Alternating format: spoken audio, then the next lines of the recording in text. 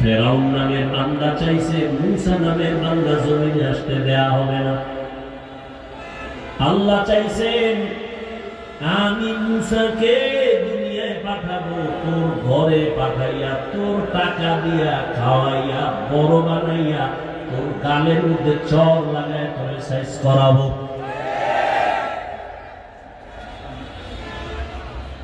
ভারতের ভিতরে ব্রিটিশ বেঙ্গলের বাচ্চাগুলো চাইছিল ভারতের জমিনে কোনো ইসলামের আলো থাকবে না। এই নিয়ত কইরা হাজার হাজার হাজার মাদ্রাসা আগুন দিয়া তালা দিয়া বন্ধ করে হাজারো হাজারো আলেমকে ফাঁসি দিয়া গাছে গাছে লাখ ঝুলাইয়া দিছে। ভারতের জমিনে কোনো ইসলামের আওয়াজ চলবে না, কোরআনের আলো থাকবে না। আসমানের মালিক চাইছেন সারা দুনিয়ায় যত ইসলামের আলো, কোরআনের আলো আর আওয়াজ সারা দুনিয়ায় যেখানে যেখানে হবে, ওই ইসলামের আলো পাওয়ার হাউস আমি ভারতের মধ্যে বানাবো। ব্রিটিশ বেঈমান চেয়েছে ভারতে ইসলামের আলো থাকবে না, আল্লাহ চাইছেন সারা দুনিয়ায় কোরআনের আলো জ্বলবে, তার পাওয়ার হাউস হবে ভারতে। বুঝছি কি কি দারুল উলুম দেওবন্দ। আল্লাহর জাতের কসম, সারা দুনিয়াতে দ্বীনের যত লাইনে খেদমত চলতেছে,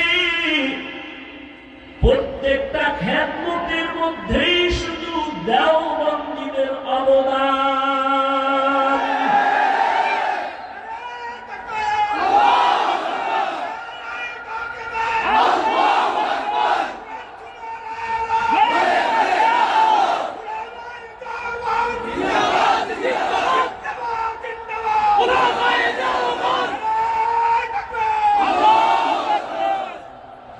পরিপূর্ণ বাড়াবাড়ি নেই, সারাসারি নেই, একেবারে মধ্যম পন্থায় রাজনীতির ময়দানে যত খেদমত চলে দেওবন্দের অবদান। দাওয়াত ও তাবলীগের খেদমত সারা পৃথিবীতে চলে, দেওবন্দের অবদান। মাদ্রাসার লাইনে সারা দুনিয়ায় খেদমত চলে, দেওবন্দীদের অবদান। পীর আউলিয়াদের খেদমত চলে, দেওবন্দীদের অবদান। রাজনীতির ময়দানে দেওবন্দীদের খেদমত যে চলে, ওখানে কোনো বাড়াবাড়ি নাই, সারাসারি নাই, মন ধরা নাই, সব মদিনার লাইনেই চলে। মাদ্রাসার লাইনে খেদমত চলে, মদিনার আদর্শে বাড়াবাড়ি নাই, সারাসারি নাই, কম নাই বেশিও নাই, মধ্যম ভাবে।